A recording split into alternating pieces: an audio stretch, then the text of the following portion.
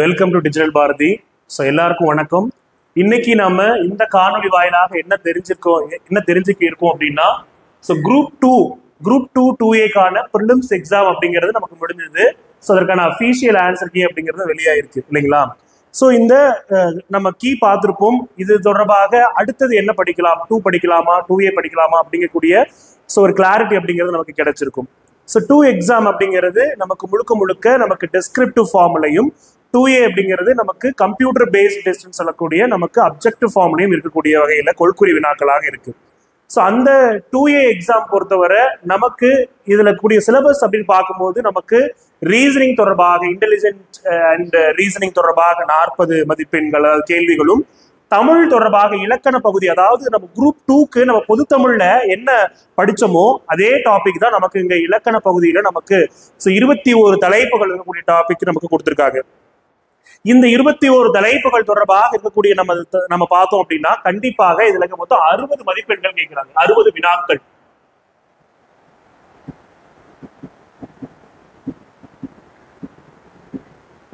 அப்போ 2A mains பொறுத்தவரையிலும் நமக்கு அப்ஜெக்டிவ் டைப்ல தான் நடக்க போகுதுன்னு தெரிஞ்சிருக்கு. அது குறிப்பா தமிழ் பொறுத்தவரையிலும் நமக்கு 60 வினாக்கள் அப்படிங்கிறது இலக்கணம் தொடர்பாக கொடுக்கப்பட்டிருக்கு. சரிங்களா? அதுல 21 தலைப்புகள் ஏற்கனவே நாம் பொது தமிழ்ல நம்ம குரூப் 2 உடைய ப்ரிலிம்ஸ்க்கு எப்படி நம்ம தயாராகணுமோ அதே வகையில தான் இதனுடைய சிலபஸ் அப்படிங்கிறது வடிவமைக்கப்பட்டிருக்கு.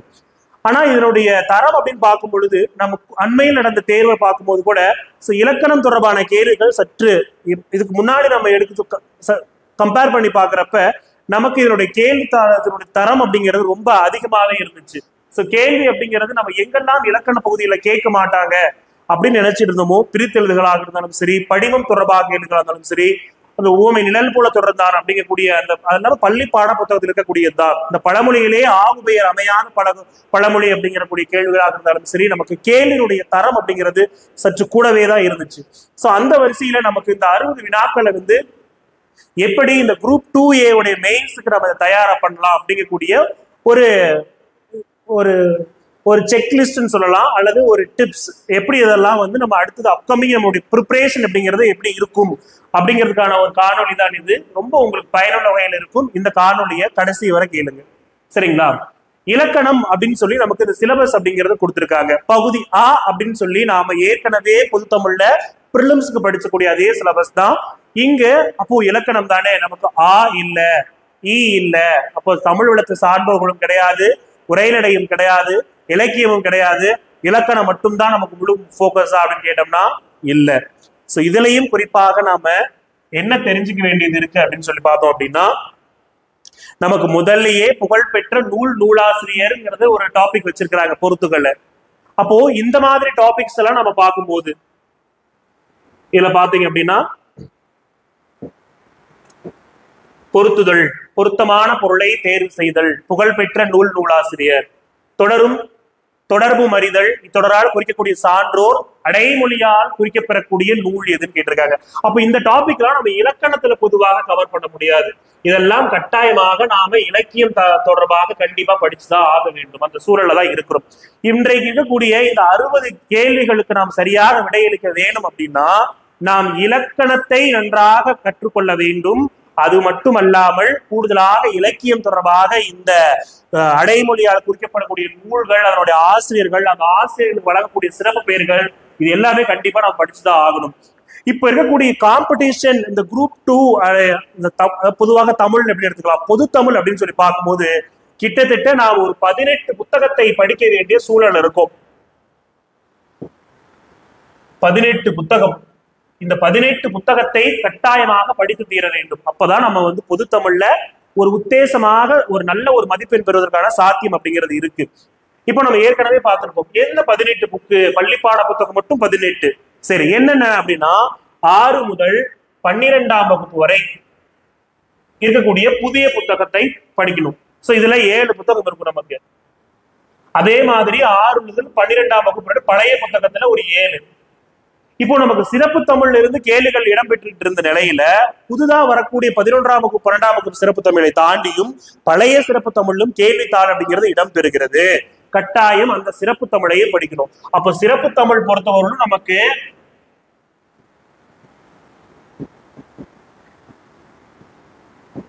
புதுசு 2 11ஆம் வகுப்பு சிறப்பு தமிழ், 12ஆம் வகுப்பு சிறப்பு தமிழ் மற்றும் பழைய 11வது மற்றும் 12ஆம் வகுப்புன்னு சொல்லி 4. சோ மொத்தம் 14 4 மொத்தம் 18 புத்தகம், பள்ளிப்பாட புத்தகத்தையே 18 படிக்க வேண்டும்.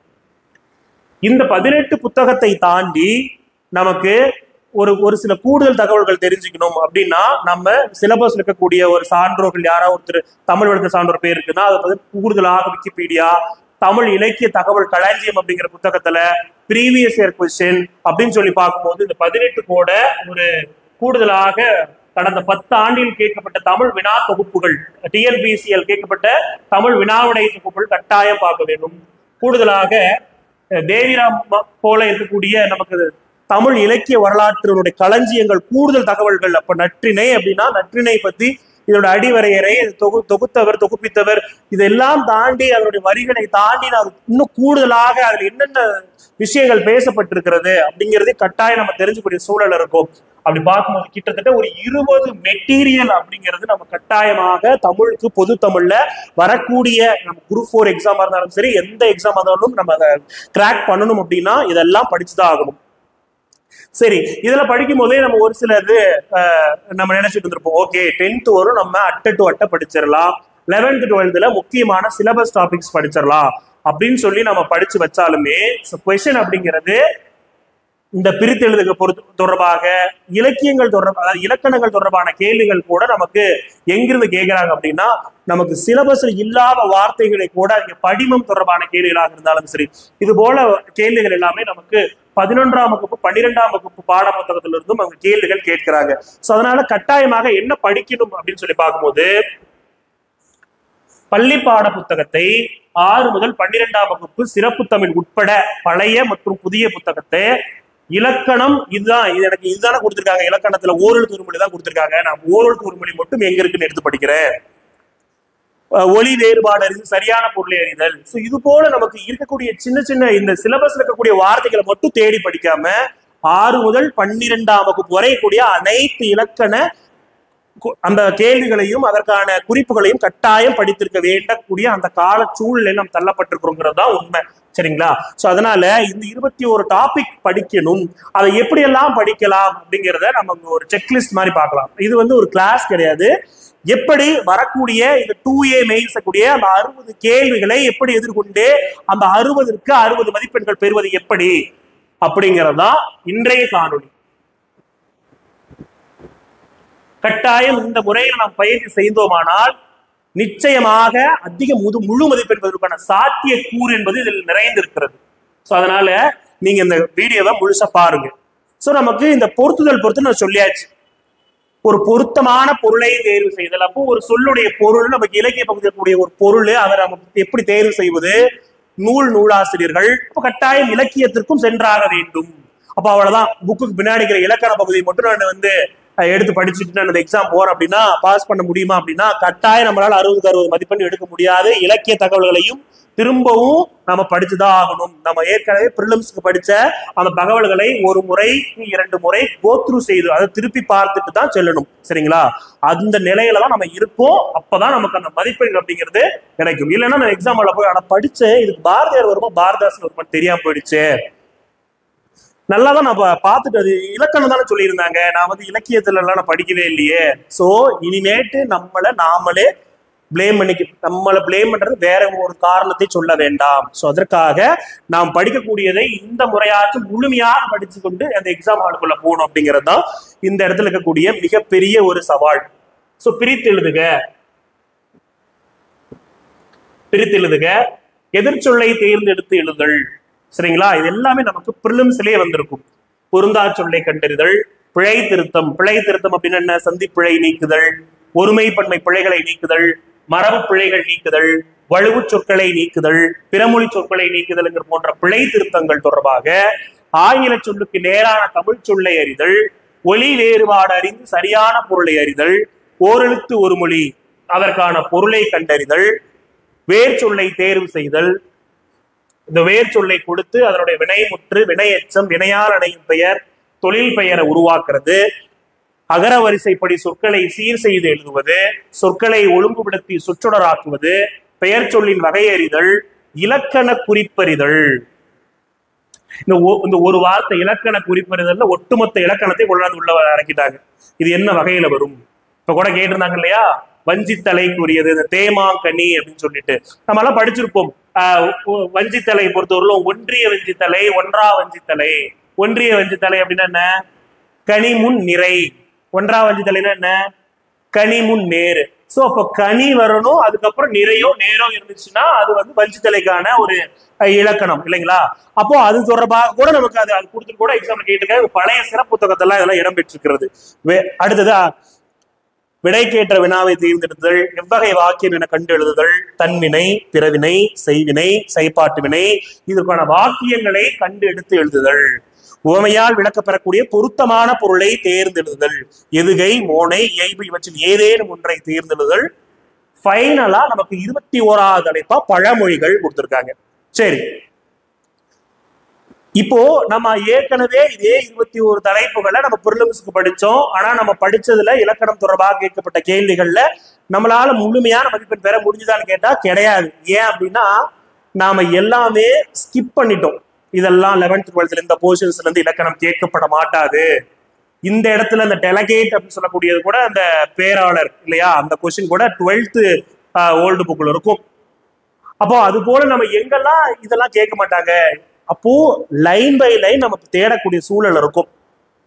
இப்போ ஒரு 12th செய்யுள் பகுதி மட்டும் படிச்சுட்டு இந்த பக்கம் ஃபுல்லாவே உரைநடையோ சிறுகதைகளோ அதோட ஆசிரியர்கள் மட்டும் பார்த்துட்டு போன அந்த நிலையில இப்ப ஒவ்வொரு உரைநடைக்கு பின்னாடி இருக்கக்கூடிய சின்ன சின்ன பிழை திருத்தங்கள் கட்டாயம் அதுல இருந்து கேள்விகள் இடம்பெறலாம். சின்ன சின்ன பிழை திருத்தங்கள், பிறமொழி சொற்களை நீக்குதல், சந்திப்பிழை ஒற்றுப்பிழை நீக்குதல் எக்ஸசைஸ் நம்ம கொடுத்துருக்குறாங்க. அது எல்லாமே தமிழ் சொல்லுக்கு இணையான, அதாவது மற்ற சொல்லுக்கு இணையான தமிழ் சொல்லு, இது போல நிறைய விஷயங்கள் நமக்கு கொடுத்துருக்காங்க. அது எல்லாத்தையும் எடுத்து நம்ம சால்வ் பண்ணி பார்க்கணும். இதுக்கு எது என்ன சரியான விடை வரும்னு பார்க்கணும். ஒவ்வொரு இடத்துலையும் மைன்யூட்டா இருக்கக்கூடியது, எங்கெல்லாம் கொஸ்டின் கேட்க மாட்டான்னு நினைக்கிறாங்களோ அந்த இடத்துல தான் கேள்விகள் என்பது வடிவமைக்கப்படுகிறது. நாம் எங்கெல்லாம் இதெல்லாம் ஸ்கிப் பண்ணப்படுகிறதோ அதுதான் அந்த கேள்வியாக அமையப்பட்டிருக்கிறது. அந்த காரணத்தினால் ஒவ்வொரு பக்கமும் ஒவ்வொரு இடமும் மிக மிக முக்கியமாக, குறிப்பாக இந்த தலைப்புகள் தொடர்பாக எந்த புத்தகத்தில், இந்த 18 புத்தகம் நான் சொன்னேன் இல்லைங்களா, இதுல எங்கு உங்களுக்கு அந்த தொடர்பாக வருதோ அது உடனடியாக அதை நீங்க அதுக்கான விடையை கண்டுபிடிச்சு அந்த புக் பேக்கா இருந்தாலும் சரி அதுக்கான ஆன்சர் சரியான விடையை நோட் பண்ணி அதை நீங்க எழுதி வச்சுக்கோங்க. முக்கியமான சொல்லு, வித்தியாசமான ஒரு சொல்லு இருக்குதுன்னா அதை எழுதி நோட்ல காப்பி பண்ணி வச்சுக்கோங்க. இந்த மாதிரி படிச்சோம் அப்படின்னா இந்த எக்ஸாம் அப்படிங்கிறது கிராக் பண்றது ரொம்ப ரொம்ப எளிமையான வகையில் இருக்கும். சரிங்களா? அப்போ பொதுவா தெரிஞ்சாச்சு. இப்போ இந்த 60 கேள்வி கேட்கப்படுகிறது. அதுல இருந்து நமக்கு இலக்கணம் மட்டும் மெஜாரிட்டியா இருந்தாலுமே இலக்கியம் தொடர்பான செய்திகளும் படிக்க வேண்டியது இருக்குது. அதுல எந்த இலக்கியம் தொடர்பாக எந்த சான்றோர்கள் பத்தி நம்ம படிக்கிறதுங்கிறத பத்தி நமக்கு இல்ல, பொதுவாக கொடுத்ததுனால திரும்பவும் நாம் புத்தகத்தை 6 முதல் 12ஆம் வகுப்பு வரை இருக்கக்கூடிய புத்தகத்தை ஒரு முறைக்கு 2 முறை முக்கியமாக அதை இந்த தலைப்புகள் தொடர்பாக இருக்கக்கூடியது நாம பார்த்து வச்சுக்கிறது. நூலுக்கான சிறப்பு மொழி அடைமொழிகள் நாம புத்தகத்துல இருக்கிறத தாண்டியுமே ஒரு சில முக்கியமான நூல்கள்லாம் இருக்கும். பெரிய புராணம் அப்படின்னா தமிழ் எழுதப்பட்ட முதல் கள ஆய்வு நூல்னு சொல்றோம். தமிழுடைய 2வது தேசிய காப்பியம் நம்ம பெரிய புராணத்தை சொல்றோம்.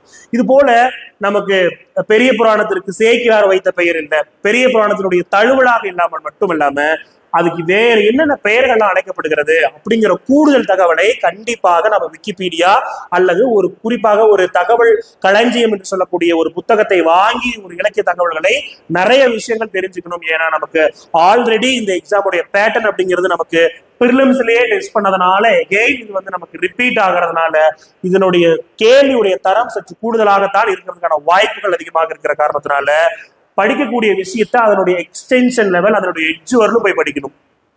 சரிங்களா?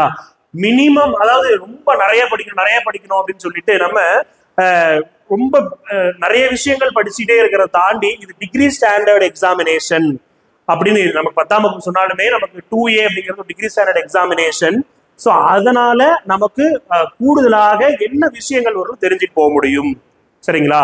ஒரு அகநானூறு எடுத்துட்டோம்னா அது தொடர்பாக என்ன விஷயங்கள் தெரிஞ்சுக்க முடியும். ஸோ அப்படிங்கிறதெல்லாம் கட்டாயம் நம்ம தெரியக்கூடிய சூழல தான் இருக்கிறோம். அதனால நீங்க அது மாதிரி ரொம்ப எக்ஸ்டென்ஷன் லெவல்ல படிச்சுக்கோங்க. ஸோ இது வந்து இலக்கண தொடர்பாக இருக்கக்கூடிய தலைப்புகள். நமக்கு பொதுவாக இந்த தலைப்புகள் மட்டும் பத்தாது. இந்த தலைப்புகள் இருந்து மட்டும்தான் கேள்வி கேட்கறாங்க. அந்த தலைப்புல இருந்து கேள்வி வரும். ஆனா இதுல இருந்து மட்டும்தான் கேள்விகள் வருமானு கேட்டா கிடையாது. நான் ஒரு சில செக்லிஸ்ட் நீங்க என்னென்னலாம் படிக்க வேண்டியது இருக்குதுன்னு ஒரு மினிமம் நான் சொல்றேன்.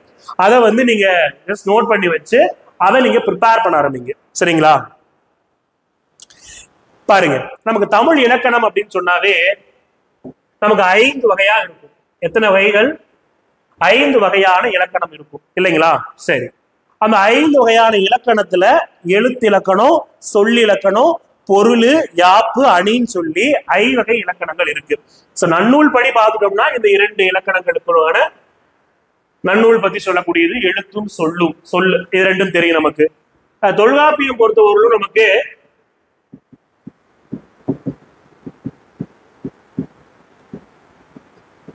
எழுத்து, சொல், பொருளுக்கான இலக்கணத்தை கூறக்கூடிய தொல்காப்பியம் இருக்கும்.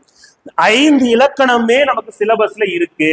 கட்டாயம் 5 இலக்கணம் தொடர்பாக என்னென்னலாம் தெரிஞ்சுக்க முடியுமோ அதை கட்டாயம் தெரிஞ்சுதான் செல்ல வேண்டும். ஏன் அப்படின்னா நமக்கான நீட் அப்படிங்கிறது அதிகமான மதிப்பெண்கள் பெற வேண்டும்னா இதெல்லாம் தெரிஞ்சுக்கணும். இப்ப எழுத்து அப்படின்னா பொதுவாக தமிழ்ல எழுத்து எத்தனை வகைப்படும் அங்கிருந்து ஆரம்பிக்கணும். புரியுதுங்களா? ரொம்ப பெருசா தெரியணுங்கிறதெல்லாம் இல்ல. ஆரம்பத்தில இருந்தே பவுண்டேஷன், அடிப்படை அடிமட்டத்திலிருந்து உச்சி வரை அதனுடைய நம்மளுடைய ப்ரிப்பரேஷன் அப்படிங்கிறது இருக்கணும். பயிற்சி முழுமையான பயிற்சியா இருக்கணும். நம்ம பயிற்சி பண்ணக்கூடிய வினாக்கள் எப்படி தெரியுமா இருக்கணும்? ரொம்ப எளிமையான வினாக்கள் இருந்து அதிக உச்சபட்சமாக எப்படியெல்லாம் இந்த தலைப்புகள் இருந்து கேள்விகள் கேட்கப்படுறதுக்கான வாய்ப்புகள் இருக்கிறதோ அதுவரை அதனுடைய நம்ம வினாக்கள் அப்படிங்கிறது கட்டாயமாக நாம் அதை பயிற்சி செஞ்சு இங்கேயே எல்லா தவறுகளையும் செய்து விட்டு தான் நம்ம எக்ஸாம் ஹாலுக்குள்ள போகணும். சரிங்களா? ஏன் அப்படின்னா நமக்கு நம்ம எல்லாமே படிச்சுட்டு போவோம், பெருசா படிச்சுட்டு போவோம். ஆனா ரொம்ப பேசிக்கா கேள்வி கேட்டிருப்பாங்க. தமிழில் எழுத்து எத்தனை வகைப்படும்? ரொம்ப பேசிக் கொஸ்டின் இல்லையா? அந்த இடத்துல போயிட்டு என்ன இப்படி கேட்ட, மாத்தி போட்டு இப்படி நினைச்சேன் அப்படி நினைச்சேன், அதெல்லாம் எதுவுமே இருக்கக்கூடாது. தமிழ்ல எழுத்து முதல் எழுத்து, சார்பு எழுத்து. அதுல முதல் எழுத்து என்ன? உயிரெழுத்து, மெய் எழுத்து. சார்பு எழுத்துக்களை விடும் 10 வகைப்படும். இந்த மாதிரி எழுத்து ஆரம்பிக்கிறது என்ன? ஒவ்வொரு எழுத்தும் எதை அடிப்படையாக கொண்டு பிறக்கிறது? வல்லின எழுத்துக்கள் என்ன, மெல்லின எழுத்துக்கள் என்ன, இடையின எழுத்துக்கள்னா என்னென்ன, ஒவ்வொரு எழுத்துக்குமான மாத்திரைகள் என்ன? குரில் எழுத்துக்கு குரில் நெடிலு, நெடில் எழுத்து, இது மாதிரி நிறைய ஆயுத எழுத்து. இப்போ குறுக்கமா இருந்துச்சுன்னா அதோட மாத்திரை எவ்வளவு இருக்கும், அளவடையா இருந்துச்சுன்னா அதோட மாத்திரை எவ்வளவு இருக்கும். சரிங்களா? இது போல குற்றியல் உகரம், உகரமா இருந்துச்சுன்னா, குற்றியல் நிகரமா இருந்துச்சுன்னா அதோட மாத்திரை அளவு எவ்வாறு வேறுபடுகிறது அப்படிங்கறத முதல் கொண்டு அதோட வகைகள் என்ன, அதாவது நம்ம ஃபேக்டாவும் படிக்கணும், வகைகளும் படிக்கணும். அதாவது எத்தனை வகைப்படும், இலக்கணம் எத்தனை வகைப்படும்? 5 வகைப்படும். நன்னூலார் கூற்றுப்படி இலக்கணம் எத்தனை? 2. தொல்காப்பியர் 3. ஓகேங்களா? எழுத்து 2. அந்த எழுத்து என்னென்ன? உயிரெழுத்து, மெய் எழுத்துன்னு சொல்லக்கூடிய முதல் எழுத்துக்கள், சார்பு எழுத்துக்கள் 10. அந்த சார்பு எழுத்துக்களோட வகைகளை ஒவ்வொன்றும் டெப்தரா பார்க்கணும். இப்ப நம்ம கிளாஸஸ் எடுக்கல, அது எப்படி படிக்கிறதுங்கிறதுக்கான ஒரு இன்டர் நம்ம கொடுத்துட்டு இருக்கிறோம். சரிங்களா? இப்போ சார்பு எழுத்துக்கள் 10. உயிர்மை எழுத்துக்கள்னா என்ன, எதனா உயிர்மை எழுத்துக்கள் சொல்றோம்? இப்ப ஆயுத எழுத்துக்கள் வெவ்வேறு பெயர்கள் என்ன, ஆயுத எழுத்துக்கான மாத்திரை அளவு என்ன, ஆயுத எழுத்து எந்த இடத்துல இடம்பெறும் அதற்கான விதிமுறை என்ன, ஆயுத எழுத்து சொல்லின் முதலில் வருமா வராதா, அப்ப இடையில் மட்டும் வரும்னா அதுக்கு முன்னாடி என்ன எழுத்துக்கும் பின்னாடி என்ன மாதிரி எழுத்து வரும். சரிங்களா? இது போல தெரிஞ்சுக்கணும். இப்ப உயிர்மை, ஆயுதம், உயிர் அளபடை, அளபடைனா என்னன்னு தெரியணும். எதனால உயிரிழப்படைன்னு பேர் இருக்கு? உயிரெழுத்து அளவெடுப்பது. இப்ப எதற்கு இனமான என்ன எழுத்து அளவெடுக்கும் அது தெரிஞ்சுக்கணும். அப்ப அளவெடுக்கும் பொழுது தன்னுடைய மாத்திரைகளை எவ்வளவாக நீட்டிக்கும் அது தெரிஞ்சுக்கணும். ஒற்றளபடை, ஒற்றெழுத்து என்னென்ன ஒற்றெழுத்துக்கள் அளவெடுக்கும்? 18 ஒற்றெழுத்துக்கள் இருக்கு. அதுல நமக்கு 10 மெய் எழுத்துக்கள் தான் அளவெடுக்கும், ஆயுத எழுத்து அளவெடுக்கும். சோ இது போல எந்தெந்த மெய் எழுத்துக்கள் அளவெடுக்கும், அளவெடுக்கிறதுக்கான கண்டிஷன் என்ன? சரிங்களா? எங்க வராது? ஓகேங்களா? அப்புறம் ஐகார குறுக்கம், குறுக்கம்னா என்ன? மாத்திரை அளவு குறைந்து ஒலிக்கிறது. அப்ப ஐகார எழுத்து தனித்து நின்றால் என்ன மாத்திரை, சொல்லில் முதலில் வரும்பொழுது என்ன மாத்திரை, இடையிலோ இறுதியில் வரும்போது என்ன மாத்திரை, இது மாதிரி தெரிஞ்சுக்கணும். இப்ப அவுகார குறுக்கத்துக்கான கண்டிஷன் இடையில் இறுதியில் அவுகார குறுக்கம் வராது. அப்ப மாத்திரை அளவு சொல்லினுடைய முதல்ல தனித்து இருக்கும் பொழுதோ அல்லது நமக்கு சொல்லுடைய முதலில் வரும்பொழுது மட்டும்தான் அதனுடைய மாத்திரை அளவுங்கிறது குறையும். இது போல கண்டிஷன்ஸ் எல்லாம் பார்க்கணும். இப்போ ஒண்ணு கொடுத்துட்டு ஒன்னு இதோட மாத்திரை அளவு சொல்லு அப்படின்னா நம்ம பொதுவா போடுற மாதிரி மாத்திரை அளவு போட முடியாது. ஏன் அப்படின்னா அதனுடைய குறுக்கத்திற்கான அந்த கான்செப்ட்னால மாத்திரை அளவு குறைந்து ஒழிக்கிறதுக்கான அந்த ஏற்பாடு அப்படிங்கிறது அங்க இருக்கும். சரிங்களா? அப்போ அந்த இடத்துல நம்ம மாத்திரை அளவை குறைத்து தான் நமக்கு அதை கணக்கிட்டு அந்த மாத்திரை அளவை குறிப்பிட வேண்டும். அதற்கான காரணம் எதனால குறையுது, எதனால கூடுது அப்படிங்கிறத நம்ம தெரிஞ்சுக்கணும். சரிங்களா? குற்றியல் உகரம் எத்தனை வகைப்படும், ஏன் குற்றியல் உகரம் சொல்றோம், இது என்ன வகையில இடம் பெற்றிருக்கிறது, சரிங்களா? இந்த மாதிரி குற்றியல் உகரம், குற்றியல் இகரம், அப்புறம் மகர குறுக்கம்னா என்ன, ஆயுத குறுக்கம்னா, இது போல எல்லா கான்செப்டுமே நம்ம கண்டிப்பாக இந்த சார்பு எழுத்துக்கள் வகைகள்ல தெரிஞ்சுக்கணும். சரி, அப்ப எழுத்துக்கள்ல 2 வகைகள்ல இவ்வளவு பேசி இருக்கிறோம். அப்போ எழுத்துக்கள் சுற்றெழுத்துனா என்ன, எதை சுற்றெழுத்துன்னு சொல்றோம், தற்பொழுது இருக்கக்கூடிய சுற்றெழுத்து எது, அண்மைக்கு வரக்கூடியது, செய்மைக்கு வரக்கூடியது எது, இப்ப தற்போது நடைமுறையில் இல்லாத ஒரு சுற்றெழுத்து எது, வினா எழுத்துக்கள் 5 வகைப்படும் இல்லையா, அதெல்லாம் கண்டிப்பா ஒவ்வொரு வினா எழுத்துக்கு எந்தெந்த எழுத்துக்கள் சொல்லி முதலில் வரும், இடையில் வரும், இடையில் மட்டுமே வரக்கூடியது, முதலில் மட்டுமே வரக்கூடியது அப்படிங்கிறதெல்லாம் தெரிஞ்சுக்கணும். நட்பெழுத்துன்னா என்ன, இணை எழுத்துன்னு சொல்றோம் இல்லையா, அந்த நட்பெழுத்துக்கள்னா என்ன, பிறமொழி சொற்கள், அதாவது உடனடி மெய்மயக்கம், வேற்றுமை மெய்மயக்கம் தெரிஞ்சாதான் ஒரு சொல்லி தமிழ் சொல்லா இல்லையா அப்படிங்கிறதே இந்த மெய்மயக்கத்தை தான் நம்ம சொல்ல முடியும். அதே போல சார்பெழுத்துக்கள்லாம் நம்ம பார்த்தோம். சோ இத தமிழ் இலக்கணத்துல குறிப்பாக எழுத்து இலக்கணத்துல இருக்கக்கூடிய முக்கியமானது. சரிங்களா? இப்போ எழுத்து பத்தி பேசிக்கா தெரிஞ்சுக்கிட்டோம். எழுத்துன்னா என்னென்ன, எங்க பிறக்கிறது, எவ்வாறு வகைப்படுத்தலாம், அதுல என்னென்ன இருக்கு அப்படிங்கிறத தெரிஞ்சுக்கிட்டோம். மாத்திரை அளவு உட்பட அதெல்லாம் பார்த்தாச்சு. சரி, இப்ப சொல் பொறுத்தவரைக்கும் நமக்கு இலக்கண வகைப்படியும் சொல் 4 இருக்கிறது, இலக்கிய வகைப்படியும் சொல் 4 இருக்கிறது. இப்ப இலக்கண வகைப்படினா பெயர் சொல், வினை சொல், இடைச்சொல், உரிச்சொல் அப்படின்னு சொல்லி நம்ம சொல்றோம். அந்த பெயர் சொல்ல பொருட்பெயர், இடப்பெயர், காலப்பெயர், பண்பு அல்லது குணப்பெயர், சினை பெயர், தொழில் பெயர். இது எக்ஸாம்பிள கூட இப்ப கேட்டிருந்தாங்க இல்லையா,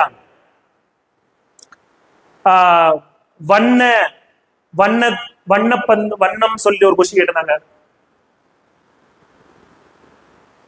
வண்ண பண்பு பெயர் அப்படின்னு சொல்லிட்டு ஒரு கொஸ்டின் வந்துருந்துச்சு இல்லையா. அப்போ அது மாதிரி ஒரு எதன் அடிப்படையில ஒரு சொல்ல இப்ப பண்பு அப்படின்னா அதன நிறம், சுவை, இதை வைத்து நம்ம பிரிக்கிறோம். அப்போ நமக்கு ஒரு சொல்லுனா இலக்கண வகையில எத்தனையா இருக்கு, அது இன்னும் எப்படி எல்லாம் அதை வகைப்படுத்தப்படுகிறது, எதனால அதை பெயர் சொல்லுங்கிறாங்க, எதனால அதை இடப்பெயர்ங்கிறாங்க, காலப்பெயர் அப்படிங்கிறது ஒவ்வொன்றும் புரிஞ்சு அதை டீடைல்டா நோட்ஸ் எடுத்து கட்டாயம் படிக்க வேண்டிய நிலைமை இருக்கும். இப்போ வினை சொல்னா என்ன, இடை சொல்னா என்ன, உரி சொல்னா என்ன, சரிங்களா, இதெல்லாம் தெரிஞ்சுக்கணும். இது இலக்கண வகைப்படி சொற்கள். இப்ப இலக்கிய வகையிலேயே அதே போல நமக்கு 4 வகையா இருக்கு. சோ இயற்சொல், திரிசொல், திசை சொல், வடச்சொல் நம்ம 4ஆ பிரிக்கிறோம். சரிங்களா? இதெல்லாம் நம்ம பள்ளி பாட புத்தகத்திலே இருக்கும். சோ இது கூடுதலாக வார்த்தைகளை தெரிஞ்சுக்கணும். ஏர் சொல்னா என்ன, எல்லாருக்கும் புரியும்படி இருந்துச்சுன்னா அது ஏற்சொல். திரிசொல்னா என்ன, படித்தவர்கள் கற்றவர்கள் மட்டுமே புரியும்படி இருந்துச்சுன்னா அது திரிசொல். திசை சொல்னா என்ன, ஒன்றன் பகுதியில் இருக்கக்கூடியது, தமிழ் சொல் அல்லாத, வட சொல் அல்லாத ஒன்றன் பகுதியில் சொல்லக்கூடிய சொற்களை நம்ம திசை சொல்லு சொல்றோம். வடமொழி சொற்களை நம்ம வட சொல் அப்படின்னு நம்ம சொல்லிக்கிறோம். சரிங்களா? இது போல அதுக்கான எக்ஸாம்பிள். இது ஏன் இப்ப திசை சொல் அப்படின்னா இது என்னது, ஒரு வார்த்தை சொன்னாங்கன்னா இது என்ன சொல் அப்படின்னு தெரியணும். அப்போ தமிழ் சொல் இல்லைன்னா அதுக்கு இணையான தமிழ் சொல் என்ன. ஒரு சொல்ல நாம இப்போ நம்ம சக்கரம் அப்படிங்கறது சொல்றோம். சக்கரம் அப்படிங்கிறது வடச்சொல் அப்படின்னு சொல்றோம். அப்படின்னா சக்ரா அப்படின்னு சொல்றோம். நம்ம சக்கரம் அப்படிங்கிறது வடச்சொல்னா அப்ப தமிழ் சொல் என்னவா இருக்கும், பாலி. ஆலி என்பது அதற்கான தமிழ் சொல். பாலிங்கிறது கணையாளி, மோதிரத்தையும் குறிக்கும். ஆலி அப்படிங்கிறது நமக்கு சக்கரத்தையும் குறிக்கும். இது போல பல்வேறு மொழிகள் இருக்கு. அப்ப ஆலி என்பது சக்கரத்துக்கான ஏற்றுக்கொள்ளப்பட்ட ஒரு தமிழ் சொல்லாக இருக்கு. இப்போ இது போல இது படிக்கும் போதே நமக்கு பிறமொழி சொல்லுக்கு நிகரான தமிழ் சொல்லையும் கத்துக்கிறோம். இன்னொன்னு இலக்கண வகைப்படி இருக்கக்கூடிய, இலக்கிய வகைப்படி இருக்கக்கூடிய சொல்லுடைய வகைகளையும் தெரிஞ்சுக்கிறோம். ஒவ்வொன்றுக்கும் என்னென்ன பொருள் இருக்கு, அது என்னென்ன சொல்லுடைய வகை கீழே அடங்குது அப்படின்னு தெரிஞ்சுக்கிறோம். சரிங்களா? சோ இதெல்லாம் ரொம்ப முக்கியமானது. அப்புறம் சொல்லுல அப்போ எழுத்து வகை, அந்த இலக்கண வகை, இலக்கிய வகையை தாண்டி நமக்கு வழக்குகள் அப்படிங்கிறது சொல்லுல வரும். இயல்பு வழக்கு, இலக்கணம் உடையது, இலக்கண போலி, மறு சொல்லு, இதெல்லாம் கேள்விப்பட்டிருக்கிறது தான். நம்ம அது எல்லாத்தையும் எடுத்து நம்ம கரெக்டா ரிவைஸ் பண்ணணும். தகுதி வழக்கு, இடத்திற்கு ஏற்றாற் போல் வாயை அடக்கி பேசுவது இடக்கரணக்கள். வாயை இடத்திற்கு ஏற்றாற் போல் நம்ம பேச வேண்டும். தகுதியற்ற மங்களம் அல்லாத சொற்களை மங்களப்படுத்தி சொல்வது மங்களம். ஒரு குழுவுக்கு மட்டும் புரியும்படி சீக்ரெட் கோட் வேர்டு யூஸ் பண்ணா அது குழுவுக்குறி. இப்படி நமக்கு வழக்கு அப்படிங்கிறது இப்படித்தான் ஒன்றை எழுத வேண்டும், பேச வேண்டும் என்று முறைப்படுத்துவதற்கு வழக்குன்னு சொல்றாங்க. அது இயல்பாக சொல்லக்கூடியது மற்றும் தகுதியாக சொல்லக்கூடியது 2 வகை. ஒவ்வொன்றுக்கும் நமக்கு எக்ஸாம்பிள் இருக்கு. இப்ப துஞ்சினார் என்பது என்ன வகையான வழக்கு, ஒன்றுக்கு போய் வந்தான், கால் கழுவி வந்தேன், சரிங்களா, கருப்பு ஆடு, விளக்கை குளிரவை. ஓகேங்களா? இது மாதிரி நிறைய நமக்கு கொடுத்திருக்காங்க. பழைய புத்தக இலக்கணத்தையும் படிக்க வேண்டும், கட்டாயமாக படிக்க வேண்டும். புதிய புத்தகத்து இலக்கணத்தையும் படிக்க வேண்டும். அப்ப இலக்கணம் பொறுத்தவரை 6 முதல் 12ஆம் வகுப்பு வரை சிலபஸ்ல இருக்கு இல்ல அப்படிங்கிறத தாண்டி கட்டாயமாக அனைத்து இலக்கணத்தையுமே படிக்க வேண்டும். குறிப்பாக அதனுடைய அந்த மொழி பயிற்சி திறன் சொல்லி கொடுத்து எக்ஸசைஸ் அதை நம்ம சால்வ் பண்ணணும். புக் பேக் கொஸ்டினுக்கு ஆன்சர் சரியா நோட் பண்ணி வைக்கணும். சரிங்களா? இதுதான் வந்து ரொம்ப முக்கியமானது. இந்த நிழல் போல தொடர்ந்தான் அப்படின்னு சொல்லிட்டு கூட இது என்ன வகை உவமை அப்படின்னு சொல்லிட்டு கூட எக்ஸாம்ல கேள்வி கேட்டிருந்தாங்க. இதுக்கு ரொம்ப மிகப்பெரிய ஒரு குழப்பமான ஒரு சூழல் இருந்துச்சு. இதுக்கு என்ன வடிவ ஓமையா உரு ஓமையா அப்படின்னு சொல்லிட்டு இதுக்கு விடை தெரியுதா தெரியலையோ. ஃபர்ஸ்ட் ஒரு பழைய எடிஷன் புக் எடுத்து பார்க்கும்போது புத்தகத்துக்கு பின்னாடியே புக் பேக் கொஸ்டின், அது 11th புக்ல இருக்கக்கூடிய ஒரு புக் பேக் கொஸ்டின். பழசுல உரு உவமை அப்படிங்கக்கூடிய ஆப்ஷனே கிடையாது. புதிய புத்தகத்துல மட்டும் அந்த உரு உவமை அப்படிங்கிற ஆப்ஷன் புதுசா வந்து சேர்த்திருந்தாங்க. அப்போ டவுட் வந்துச்சு படிக்கும் போது, ஒரு இதுக்கு வடிவமா உருவா போடலாங்கிற ஒரு கன்ஃபியூஷன் இருக்கும்போது பழைய புத்தகத்துல உருங்கிற ஒரு வார்த்தை இல்லாம புதியதுல மட்டும் அந்த ஆப்ஷனை இன்க்ளூட் பண்ணிருக்காங்க அப்படின்னா என்ன அர்த்தம்? சோ கட்டாயமாக அது விடையாக இருக்கும் பட்சத்துல அதுக்கான விடையை வந்து சேர்த்திருக்கிறாங்க அப்படின்னு சொல்லி நாம உருதான் அதுக்கான விடையா வரும்னு சொல்லியிருந்தோம். அதுதான் வந்து நமக்கு உரு உவமை தான் அதுக்கு சரியான விடையா கூட டிஎன்பிஎஸ்சி தரப்புல இருந்து சொல்லப்பட்டிருக்கிறது. சரிங்களா? அப்படி நம்ம படிக்கக்கூடிய விஷயத்த புக் பேக் கொஸ்டின்ல இருந்து மட்டும்தான் நமக்கு கொஸ்டின் அப்படிங்கிறது டைரக்ட் ரெப்ளிகேஷன் அப்படிங்கிறது இருக்கு. சரிங்களா? ஓகே. அப்போ இந்த புக் பேக் கொஸ்டின் நல்லா சால்வ் பண்ணுங்க. மொழி திறன் வளர்ப்பயிற்சி இருக்கிறது நல்லா படிங்க. ஒரு முறைக்கு 2 முறை, 2 முறைக்கு 3 முறை ஒரு விடை தெரியலனா கூட இந்த யூடியூப்ல போடுறேன், அந்த நெட்ல போடுறேங்கிறத நீங்க தயவு செஞ்சு அதை பார்த்துட்டு அதை கொடுத்துக்கிறாங்கன்னு சொல்லிட்டு படிச்சுட்டு போய் எக்ஸாம்ல போட்டு வந்தோங்கிற ஸ்டோரி சொல்ல வேண்டாம். நல்லா அதை பத்தி தெரிஞ்சவங்க கிட்ட நல்ல ஒரு தெளிவாக இதுக்கு இதுதான் வருங்கிறத யார் நோட் பண்ணி வச்சுக்கிறாங்களோ அல்லது உங்களோட ஃப்ரெண்ட்ஸோட இது எதனால வந்துச்சுங்கிற ஒரு புரிதலோட அந்த புக் பேக் கொஸ்டினுக்கான ஆன்சரை பாருங்க. ஒரு பேராகிராஃப் கொடுத்துட்டு நிறைய ஆகு பெயர் சொற்கள்லாம் வந்திருக்குதுன்னா அது என்ன வகையான ஆகு பெயருங்கிறத நீங்க கண்டுபிடிச்சு எழுதுங்க. கண்டுபிடிச்சிட்டு பாருங்க. இப்போ தென்றல் வீசியது, தென்றல் அடித்தது, நாறு மட்டை உரித்தான், இது மாதிரி நிறைய புக்கு பின்னாடி நிறைய இருக்குது. பழமொழிகள் நிறைய கொடுத்துருக்குறாங்க. சரிங்களா? தண்ணீர் வெந்நீரானாலும் நெருப்பை அணைக்கும், கல்லாடம் படித்தவரோடு சொல்லாடாதே.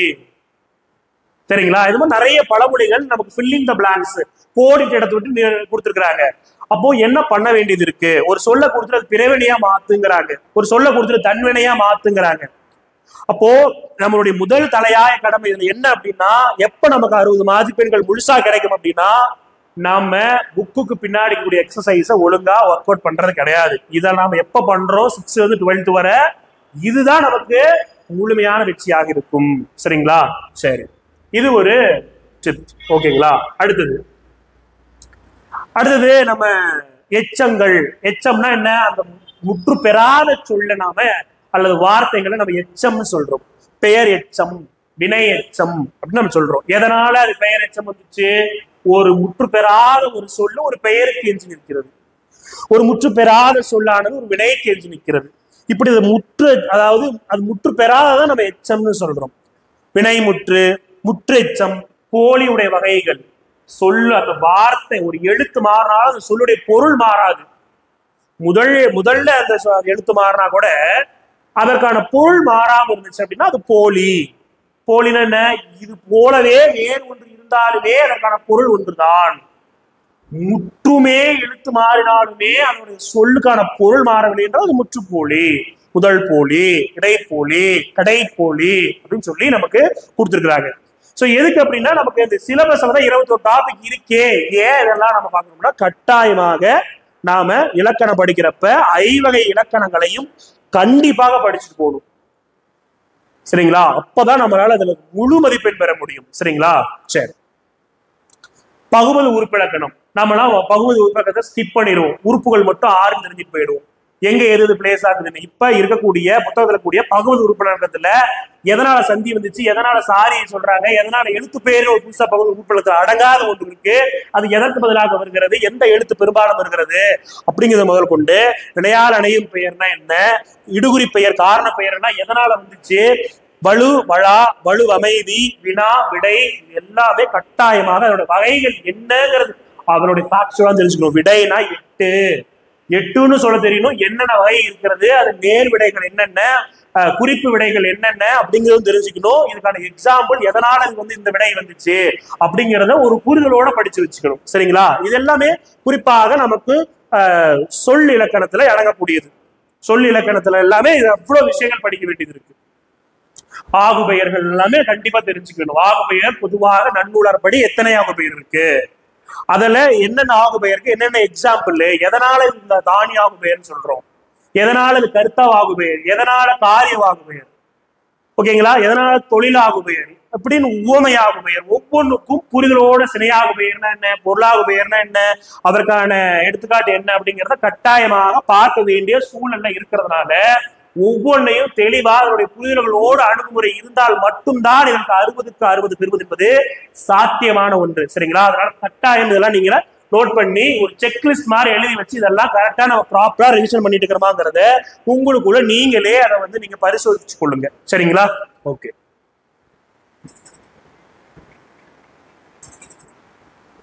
வேற்றுமை. சோ கண்டிப்பா வேற்றுமை அப்படிங்கிறது மிகப்பெரிய ஒரு குழப்பமானது. வேற்றுமையுடைய வகைகள் ஒன்றன் பொருளை வேறுபடுத்தக்கூடிய ஒரு பெயர் சொல்லை வேறுபடுத்தி சொல்லக்கூடியது. வேற்றுமை அப்படிங்கிறதுக்கான பொருள் ஆரம்பிச்சு ஒரு உருவு காரணமாக தன்னுடைய நிலையை மாற்றிக்கொள்ளக்கூடிய வகையில வேற்றுமை இருக்கும். ஒன்று வேறாக மாறுபடுவது. சரிங்களா? அதனுடைய வகைகள் எத்தனை, உருவுகள் எதுக்கு இல்ல, எதனால இது வந்து இந்த வேற்றுமை வருது, அந்த வேற்றுமை வெளிப்படையா வருது. நம்ம என்ன பண்ணிருக்கோம், ஐயாளுக்கும் இன்னது கண்ணுன்னு சொல்லக்கூடிய ஐயே ஆள் இதை வச்சு மட்டும் பார்த்துட்டு போயிடும். அதனுடைய சொல் உருவுகள்னு சொல்லி கொடுக்குறாங்க. கொண்டு, பொருட்டு, நிமித்தம் அப்படின்னு சொல்லி கூட நமக்கு இருக்குது. பழைய புத்தகத்தெல்லாம் அது தெளிவா கொடுத்துருப்பாங்க. சரிங்களா? அப்போ அதை கொடுத்து கூட நமக்கு வேற்றுமை கேட்கலாம் நமக்கு. சரிங்களா? வெறுமனே கூ வந்தா மட்டும்தான் 4ஆம் வேற்றுமை. இப்ப வேலையின் பொருட்டு கூலியின் பொருட்டு வேலை செய்தான், அப்ப கூலியின் பொருட்டு அப்படின்னு பொருட்டுங்கிறது கூட வேற்றுமை உருவல்னா கூட அந்த வேற்றுமைக்கான சொல்லுருவங்களாகவும் இருக்கு அந்த இடத்துல. சரிங்களா? அப்போ அந்த இடத்துல என்ன பண்ண வேண்டியது இருக்கு, அப்போ அது என்ன வேற்றுமையில அடங்கும், 4ஆம் வேற்றுமையா 5ஆம் வேற்றுமையா அப்படிங்கிறத நம்ம அதை போடணும். வெறுமனே வேற்றுமை உருவலை வைத்து மட்டும் பார்க்காம அதனுடைய சொல்லுருவலையும் உடன் வைத்து அதற்கான பயிற்சி என்பது எடுக்கப்பட வேண்டும். அப்பதான் வந்து அது கட்டாயமாக ஒரு முழுசா நமக்கு அந்த மார்க் அப்படிங்கிறது பெற்று தரும். இல்லை அப்படின்னா நம்ம போட்டு வந்துட்டாட இது இதுக்கான சொல்லுறுப்பு தானே, நான் அந்த இடத்துல பாரு நான் கூ மட்டும் தான் யோசிச்சேன், இதை யோசிக்காம விட்டுட்டேன் அப்படின்னு சொல்லுவோம். இப்ப இல்லை அப்படிங்கிறதுக்கு டிஃபரன்ஷியேட் பண்ணும். இல்லை அப்படிங்கிற வேற்றுமை 5க்கு 7க்கு வருது, 5க்கு எதனால 5ல நம்ம சொல்றோம், எதனால 7ல சொல்றோம் அப்படிங்கிறதுலாம் இருக்கு, பொருள் இருக்கு நமக்கு. சரிங்களா?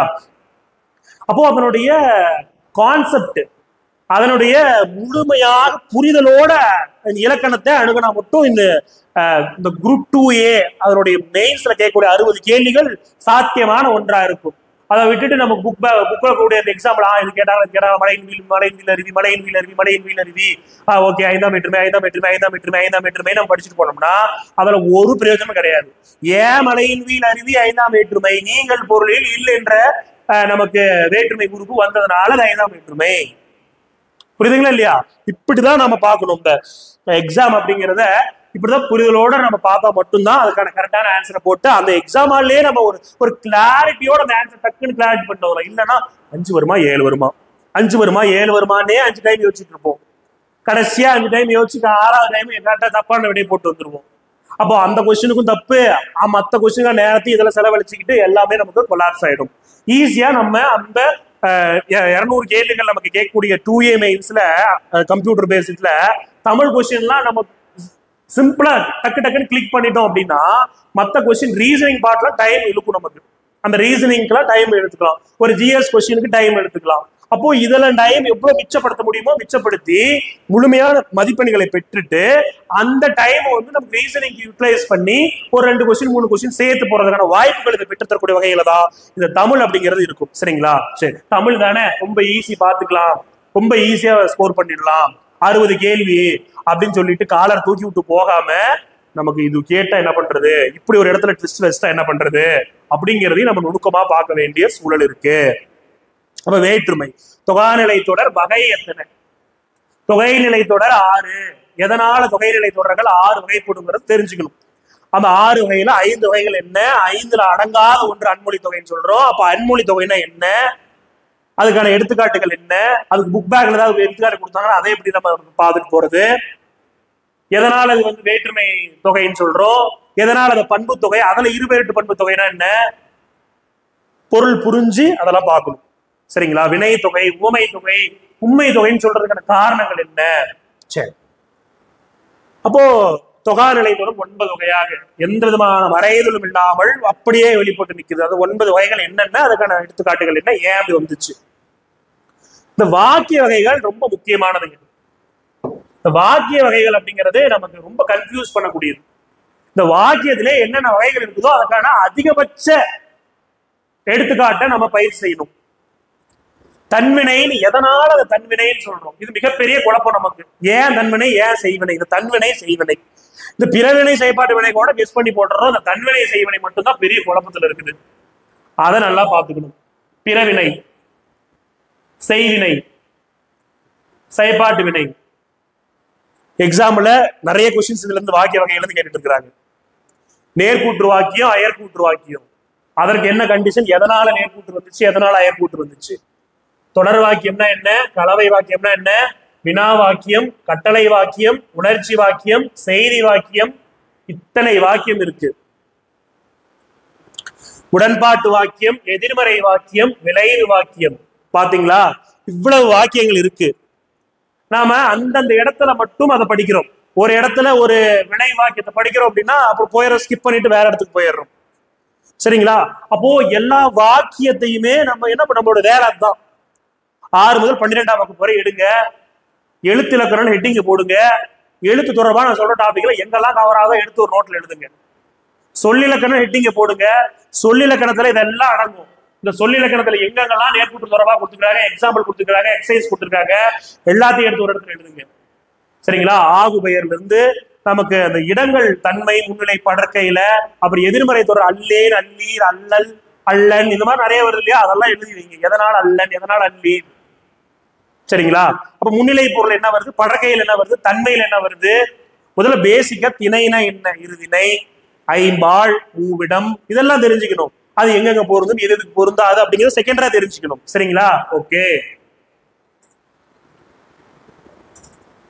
சரி. இத வந்து நமக்கு எழுத்திலக்கணத்துல பார்த்தாச்சு, சொல்லிலக்கணம் பார்த்தாச்சு. சொல்லிலக்கணம் நிறைய நமக்கு போயிட்டே இருக்கும், ஒவ்வொன்றும் நிறைய இருக்கும். சின்ன சின்ன இடத்துல கூட சொல்லிலக்கியங்கள், சொல்லிலக்கணம் அப்படிங்கிறத நம்ம படிப்போம். அடுத்தது 3ஆவதாக முக்கியமானதா என்னன்னா, ரொம்ப சிம்பிளா இருக்கக்கூடியது, அதே விஷயம் முக்கியமான ஒன்று, மனிதனுடைய வாழ்வியல் நிகழ்வுகளை எடுத்து சொல்லக்கூடிய வகையில அகம் புறம், அக திணை, புற திணை அப்படின்னு சொல்லிட்டு அகப்பொருள், புறப்பொருள் சொல்லிட்டு நமக்கு 2 வகையான பொருள்கள் கொடுத்திருக்காங்க. அதுல அகமுள்ள முதற் பொருள்னா என்ன, உரிப்பொருள்னா என்ன, கருப்பொருள், ஒவ்வொரு திணைக்குமான கருப்பொருள்கள், பறையிலிருந்து, விலங்கிலிருந்து, அதனுடைய இசை கருவிகள் இருந்து, அதனுடைய மனிதன், அங்கு வாழக்கூடிய மக்கள், அங்க தொழக்கூடிய தெய்வம், அதனுடைய தொழில் இருந்து கிட்டத்தட்ட ஒரு 13 கருப்பொருட்கள் அப்படிங்கிறது நமக்கு கொடுத்திருப்பாங்க. ஒவ்வொரு இருக்குமான உரிப்பொருள் என்ன, முதல் பொருள்னா என்ன, பெரும்பொழுது, சிறும்பொழுது. அந்த பெரும்பொழுதுனா என்ன, ஒரு மாசத்தை வந்து 6ஆ பிரிக்கிறோம், ஒரு வருஷத்தை 6ஆ பிரிக்கிறது. அப்போ ஒவ்வொரு பெரும்பொழுது 2 மாசம். சிறும்பொழுதுன்னா ஒரு நாள் 24 மணி நேரத்தை நம்ம 6ஆ பிரிக்கிறது. அப்போ ஒவ்வொரு சிறுபொழுதுக்கும் 4 மணி நேரம். சோ அப்போ என்னென்ன மக்களுக்கு, என்னென்ன நிலத்திற்கு என்னென்ன சிறுபொழுதுகள் பொருந்தும், என்னென்ன நிலத்திற்கு என்னென்ன பெரும்பொழுதுகள் பொருந்தும், ஒவ்வொரு திணைக்குமான அந்த கூறுகள் என்னென்ன. இப்ப குளிர்காலம்னா எந்த திணைக்கு வரும், இப்ப 6 பெரும்பொழுதுகளும் உள்ளடக்கிய திணைகள் எது. சரிங்களா? அப்ப கார்காலத்தை மட்டும் கொண்டிருக்கக்கூடிய ஒரு திணை எது. அப்ப முல்லை திணை நாம் சொல்றோம் இல்லையா, முல்லை திணையில கார்காலம் வரக்கூடியது இருக்கும். அப்போ ஒவ்வொரு திணைக்குமான சிறுபொழுது என்ன, ஒரு பெரும்பொழுது என்ன. அப்போ ஒரு பொழுது கொடுத்தாங்க அப்படின்னா அதனுடைய மாதங்கள் சொல்ல தெரியணும். இப்போ கார்காலம்னா என்ன, ஆவணி புரட்டாசின்னு சொல்றோமா. அப்போ இப்ப இருக்கக்கூடியது என்ன, ஆவணி புரட்டாசினா இப்ப கார்காலமா நடந்துட்டு இருக்கு. சரிங்களா? அப்ப இளவேனில்னா என்ன, முதுவேலின்னா என்ன, சோ அப்படிங்கிறத நம்ம பார்க்க வேண்டிய சூழல இருக்கும். அப்போ ஒவ்வொரு பொழுது பெரும்பொழுதுக்குமான மாதங்கள் என்ன அப்படிங்கிறதும் ஒவ்வொரு சிறு பொழுதுக்கான டைமிங் அப்படிங்கிறத தெரிஞ்சுக்கணும். ஸோ இது ரொம்ப ரொம்ப முக்கியமான ஒண்ணு. சரிங்களா? அதுல புறத்திணைகள் சொல்லக்கூடிய புறத்திணைகள் பொறுத்தவரை நம்ம ரெண்டு முக்கியமான நோக்கங்கள் இதுல இருக்கு. ஒண்ணு என்ன அப்படின்னா, புறத்திணைகள் பொறுத்தவரையிலும் அயனார் இதனாருடைய புறப்பொருள் வெண்பாமாலையில சொல்லப்பட்டிருக்கக்கூடிய ஒன்னும், ரெண்டாவது தொல்காப்பியர் சொல்லியிருக்கக்கூடிய புறத்திணைகள் பத்தியும் தெரிஞ்சுக்கணும் கட்டாயமாக. சரிங்களா? அப்போ புறத்திணைகள் அப்படின்னு சொல்லி பார்க்கும்போது கண்டிப்பாக கூற்றுகள் தொல்காப்பியருடைய கூற்றுப்படி எத்தனை புறத்திணைகள் இருக்கிறது, அதில் சொல்லப்பட்டிருக்கூடிய திணைகள் என்னென்ன, புறப்பொருள் வெண்பாமாலையில் சொல்லப்பட்டிருக்கூடிய திணைகள் என்னென்ன, சரிங்களா, அதெல்லாம் கண்டிப்பாக நமக்கு எக்ஸாம்ல கேட்கலாம். நாம பொதுவாக படிக்கிறது அப்போ ஒரு திணை காதி திணை என்றால் அதுல 20 துறைகள் இருக்கிறது, இப்படி எல்லாம் நம்ம படிக்கிறோம் இல்லைங்களா? அப்போ புறப்பொருள் பொறுத்தவரையிலும் நமக்கு அதாவது புறநானூறு, அப்போ ஒரு சங்க இலக்கியங்கள் எடுத்தா கூட அது அகப்புறமாகத்தான் நமக்கு பகுத்து வச்சிருக்கிறாங்க. அந்த பொருள் இலக்கணம் அப்படிதான் சொல்லுது. இப்ப சங்க இலக்கியத்துல என்னென்ன இருக்கு, 18 மேல் கணக்கு நூல்கள்னு சொல்றோம். இப்ப 18 மேல் கணக்கு நூல்கள் எனக்கு 8 தொகை நூல்கள் 10 பாட்டு நூல்கள் இருக்கு. அப்ப 8 தொகை நூல்கள்ல 5 நூல் எப்படி இருக்கு, நமக்கு அகமா இருக்கு. 2 நூல் எப்படி இருக்கு, புறமா இருக்கு. 1 நூல் எப்படி இருக்கு, அகமும் புறமும் இருக்கு. இதே மாதிரி 10 பாட்டு நூல் வந்தோம்னா 6 புறம் சார்ந்த நூல், 3 அகம் சார்ந்த நூல், 1 அகமும் புறமும். ஏன் அகம் சொல்றோம், ஏன் புறமுன்னு சொல்றோம் அப்படிங்கறதெல்லாம் கட்டாயம் நம்ம ஒரு புரிதலோட தெரிஞ்சுக்கணும். சரிங்களா? இப்போ பொருள் இலக்கணத்துல நம்ம அகப்பொருள் புறப்பொருள் எல்லாம் பார்த்திருந்தோம் இல்லைங்களா? சோ அகம் சார்ந்தது என்னென்ன, சோ அதனுடைய நிகழ்வுகள் என்ன, அதுல இருக்கக்கூடிய பொழுதுகள் என்ன, அதற்கான குறிப்பொருள் என்ன, கருப்பொருள் எல்லாம் நம்ம எப்படி கேட்டாலும் அதனுடைய எக்ஸ்டென்ஷனா படிச்சு வச்சுக்கணும். ஒரு மைன்யூட்டா ஒரு கொடுத்து இது என்ன திணைக்கு வரும், இது என்ன நிலத்துக்கானதுன்னு சொல்லி கேட்டா கூட நாம அந்த கருப்பொருள் அப்படிங்கிறத நமக்கு லோயர் ஸ்டாண்டர்ட் 10th ஆரம்பிச்சு பழசுல இருக்கு, புதுசுல இருக்கு, 11th புக்குடைய நியூல இருக்கு, இதே மாதிரி ஓல்டு புக்லயும் இருக்கு. அப்போ எல்லா கருப்பொருள்களையும் ஒரு இடத்துல தொகுத்து நம்ம எழுதி வச்சுக்கணும். தொகுத்து எழுதிட்டு அதை நம்ம படிக்கணும். வித்தியாசமா ஒண்ணு இருக்குதோ அதான் அவங்க கேள்வியா கேட்பாங்க. நம்ம படிக்கக்கூடியது எல்லாத்துக்குமே பொதுவா இருக்கிறது எல்லாமே கேள்விகளா வராது. சரிங்களா? ஒரு மருத நிலத்திற்கு என்னென்ன வரும், ஒரு 13 கருப்பொருள்கள் உள்ளடக்கிய அங்க தெய்வத்துல ஆரம்பிச்சு நமக்கான தொழில வரலுமே என்னென்ன வரும் அப்படிங்கிறத நம்ம கரெக்டா சொல்லணும். ஏன்னா அது நிறைய கன்ஃபியூஸ் ஆகும். 5 இருக்கிறதுனால நமக்கு ஈஸியா ஆப்ஷன் செட் பண்றதுக்கும் எங்களுக்கு ஈஸி. அது குறிஞ்சி முல்லை மருதம் நெய்தல்னு வச்சுக்கிறோம். அந்த இடத்துல ரொம்ப சிம்பிளான கேள்வி கூட நம்மளால என்ன பண்ண முடியாது, ஆன்சர் பண்ண முடியாது. ஸோ அந்த வகையில பார்க்கும்போது இந்த கொஸ்டின் அப்படிங்கிறது நமக்கு பொருள் தானே ரொம்ப ஈஸி அப்படின்னு சொல்லிட்டு விட்டுறக்கூடாது. ஒரு நாள் ஆனாலும் பரவாயில்ல, இந்த பொருள் இலக்கணத்துல இருக்கக்கூடிய அகம்புறத்தை கட்டாயமாக படிச்சு வைத்துக் கொள்ள வேண்டும். சரிங்களா? அதே மாதிரி இந்த அகம் சார்ந்ததுல ஒரு தலைவன் தலைவிக்கு கூறியது, தோழி தலைவிக்கு கூறியது, தலைவி தோழிக்கு கூறியது, தலைவன் பாங்கற்கு கூறியது, இது போல வார்த்தைகள்லாம் நம்ம பார்த்துட்டு இருக்கிறோம். இப்போ என்னன்னா, இப்போ அடுத்த கொஸ்டின் கேட்கறீங்க, எப்படி கேட்கலாம் அப்படின்னா, இந்த பொருள்ல ஒரு கொடுத்துட்டு இது யார் யாரிடம் கூறியது அப்படின்னு கூட கேள்விகள் நமக்கு கேட்கப்படலாம். அதனால உஷாரா இருந்துக்கோங்க கண்டிப்பா. சோ இந்த மாதிரி ஆங்கிள்லயுமே நம்ம படிச்சு வைக்கிறது நம்மளுடைய கடமை. சரிங்களா? சரி. அப்போ யாப்பு அப்படிங்கிறது நமக்கு 4வது வகையான இலக்கணம் இல்லைங்களா? அப்ப எழுத்து, சொல்லு, பொருள் பார்த்தாச்சு. யாப்பு இலக்கணத்துல கூடிய உறுப்புகள் ரொம்ப முக்கியம். எத்தனை உறுப்புகள்னு கேள்விகள் வரலாம். அது அடிப்படையான கேள்வி. இப்போ நம்ம என்ன ஆயிடுது அப்படின்னா, நமக்கு மரபு கவிதை எழுதுற அளவுக்கு நமக்கு நாலேஜ் வேணுமான்னு கேட்டா அந்த அளவுக்கு தேவையில்லை. ஒரு யாப்பிற்கான பொதுவான இலக்கண கூறுகள் என்ன, ஒரு வெண்பா என்பது அதனுடைய வகைகள் என்ன, ஒரு ஆசிரியப்பாவுக்கான ஓசை என்ன, ஒரு ஆசிரியப்பாவுக்கான வகைகள் என்ன, அது எதனால இது இது வெண்பாங்கிறோம், அது போல தெரிஞ்சுக்கணும். எழுத்து, அப்போ யாப்புடைய உறுப்புகள்ல எழுத்து, ஓரெழுத்து ஒரு மொழிகள்லாம் கட்டாயம் தெரிஞ்சு கொள்ளணும். அசை, சீரு, அசைனா என்ன, அதனுடைய வாய்ப்பாடுகள்லாம் தெரியும். நேரசை, நிறைய சீரம் படிக்கிறோம் இல்லையா, அது. அப்போ சீரு, தலை, அடி, தொடை, இந்த தலையில இருந்தா நம்ம கொஸ்டின் கேட்டிருந்தாங்க. அந்த வஞ்சி தலை அப்படின்னு சொல்லிட்டு, இந்த வஞ்சி தலையை பொறுத்தவரை நமக்கு தெரியும். வஞ்சி தலையில என்ன, ஒன்றிய வஞ்சி தலை, ஒன்றா வஞ்சி தலையில் வஞ்சி தலையில நமக்கு 7 தலைகள், 2 தலைகள் இருக்கும்.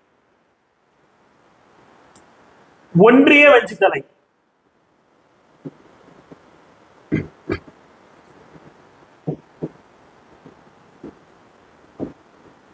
ஒன்றா வஞ்சித்தலை. இது ரெண்டுக்குமே வாய்ப்பாடு பாருங்களேன். இது கனிமுன் நிறை, இது கனிமுன் நேர். அப்போ நின்ற சீர்ல நமக்கு கனிதான் வரணும். வரும் சீர்ல தான் நிறை வந்துச்சுன்னா அது ஒன்றே வஞ்சித்தலை.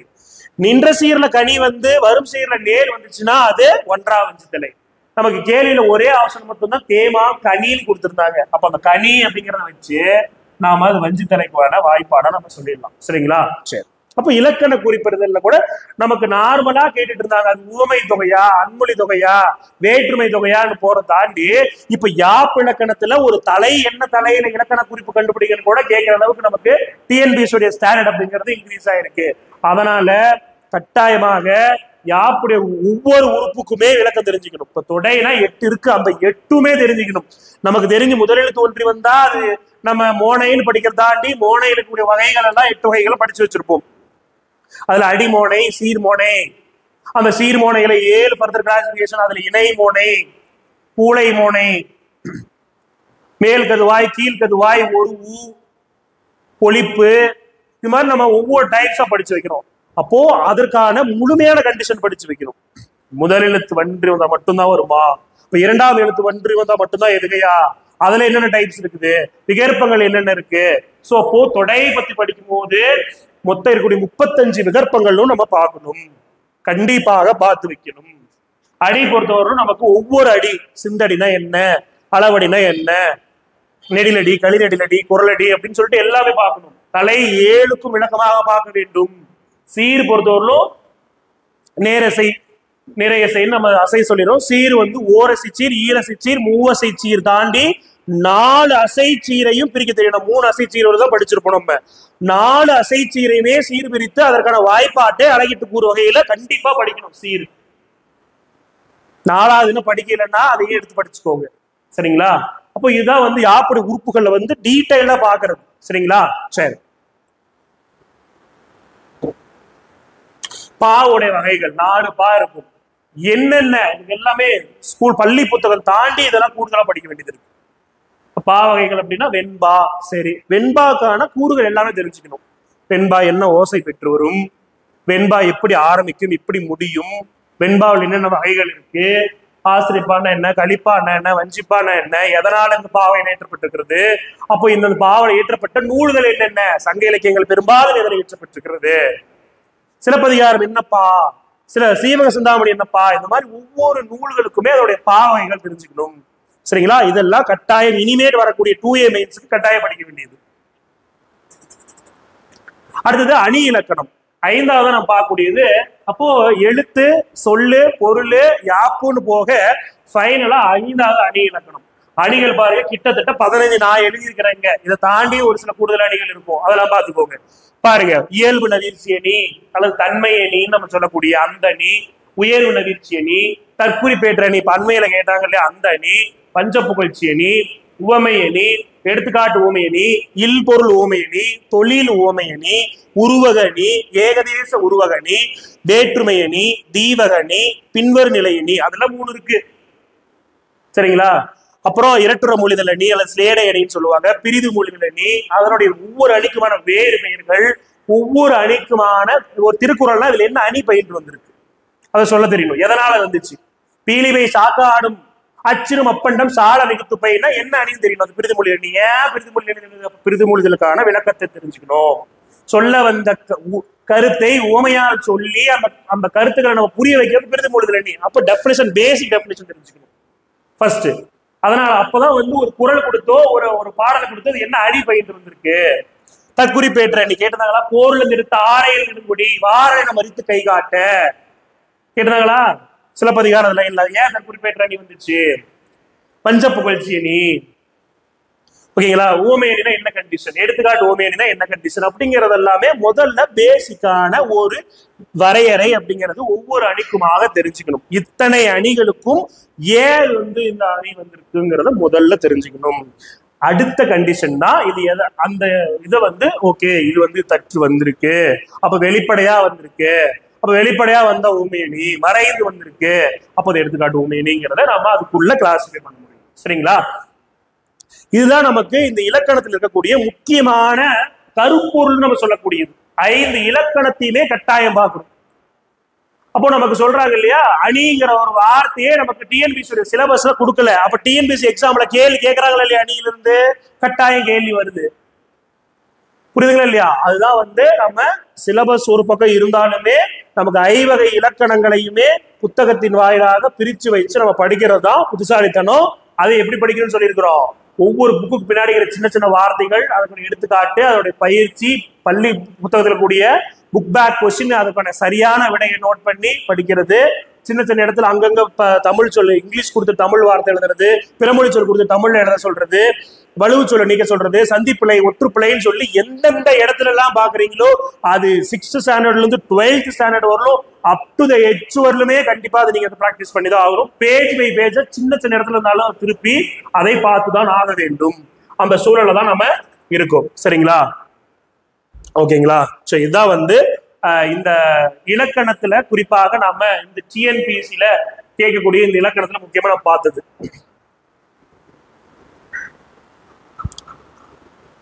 அப்போ இந்த 21 டாபிக்குமே நம்ம கட்டாயமாக என்ன பண்ணணும், நல்லா அதனுடைய கொஸ்டினுடைய தரம் அப்படிங்கிறது எப்படி இத ஒரு எக்ஸாம்பிள் சொல்ற பாருங்க.